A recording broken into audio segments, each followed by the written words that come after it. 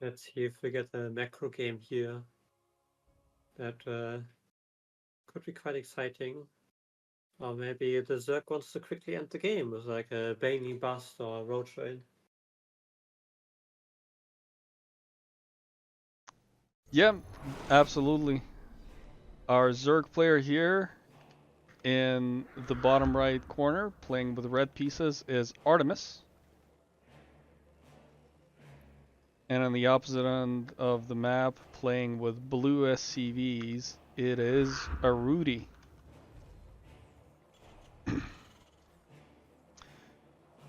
Well, doesn't seem like it's a 12 pool. Still plenty of other all-ins in the Zerg arsenal. Quick Roach Warrens, Baneling Busts. But it's not going to be a 12 pool. And the Terran seems to be doing a fairly standard build, a fairly standard opener as well, with 1 gas, quick racks. We have a 17 Hadge going down. 16, I think.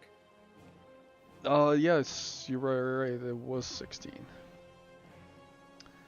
And now let's see if we're gonna follow it up with a quick gas, or... This is an almost perfect opener from a Zerg, with the exception that his drone was misready.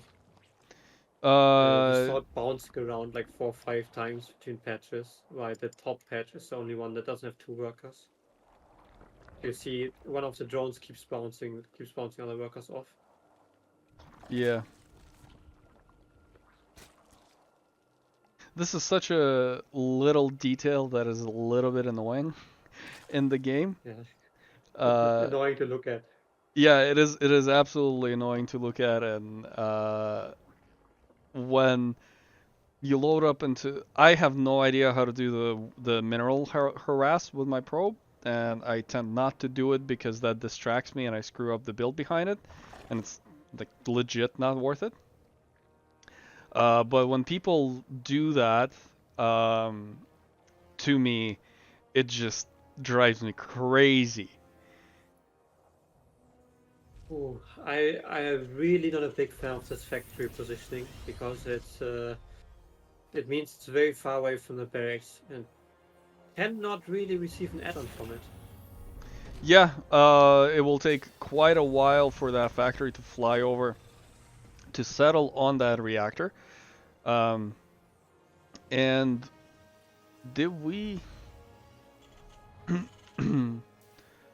Yes. Okay, it looks like a slightly scuffed 2-on-1, which makes sense with the barracks positioning. Yeah. The factory positioning, I mean. The Reaper scouts everything, doesn't get a probe kill, doesn't get. Sorry, my bad for my bad observing. Did you notice if it forced a sport trick or no? No, I was only looking at the Terran build.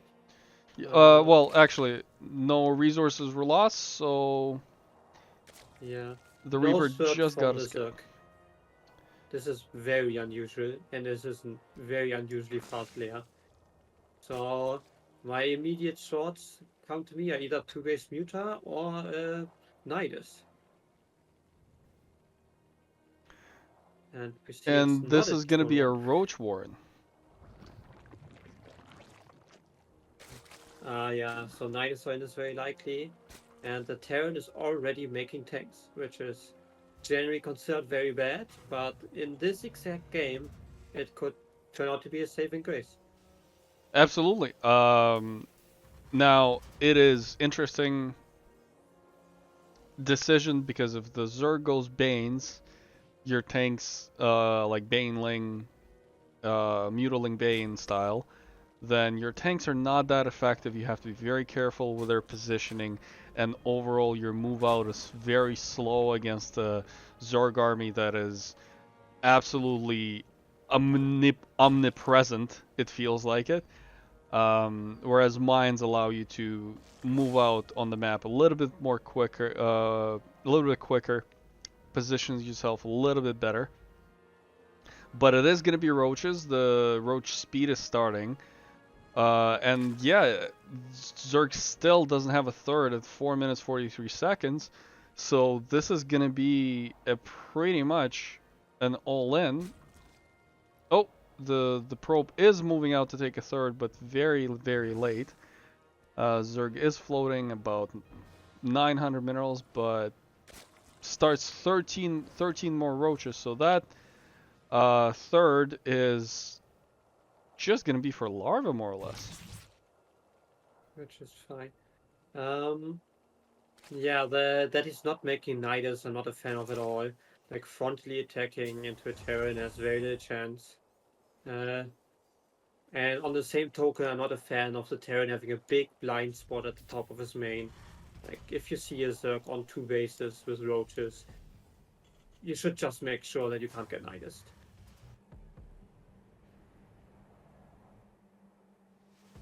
There's no niders in this game, but just making a depot there is worth it so much. Well, the roaches +1 is about to finish, but 2 tanks shelling the roaches is gonna be absolutely devastating, and they stay inside the tank fire, and they're cleaned up for a tank and a depot, which is great for Terran. Yeah, absolutely, especially since the Terran already is on 3 bases basically, and Zerg still on 2. Yeah, we have stem finishes with oh, seems like Arudy is forgetting his shield. It's a Quasal special, as Leo called it earlier. Also no 1-1 started yet from the Terran, but right now he's lacking resources, so I'm fine with it. Not completely, he could just not make the Liberator and start upgrades instead.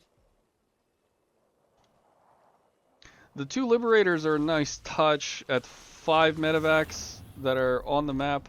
It is, the tanks are on siege, so one of the tanks is sieging up, the roaches are coming in, but the bio is still more than enough to take care of these roaches, and the slow drip of the rallied units across the map is not going to do it. They should be sent back home, and indeed they are, and Zerg should heavily rethink their game plan for the rest.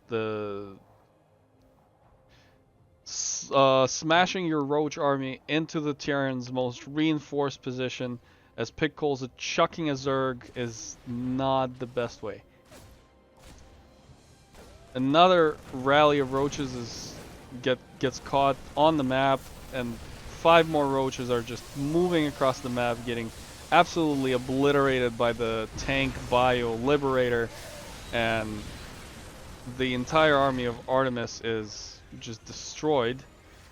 And Terran is knocking at Zerg's door. The tanks are gonna arrive there. The Zerg has very little creep spread. And even though the army moved through the vision of the Overlord. Very risky move with the tanks, but once position is set up, I don't see a way for the Terran to lose really. No, absolutely. So there are no units for the Zerg, and with that army, there's not much the Zerg can do. A fairly convincing show of force from the Terran player, and we are going to be seeing 1-1 and evening up the scoreboard.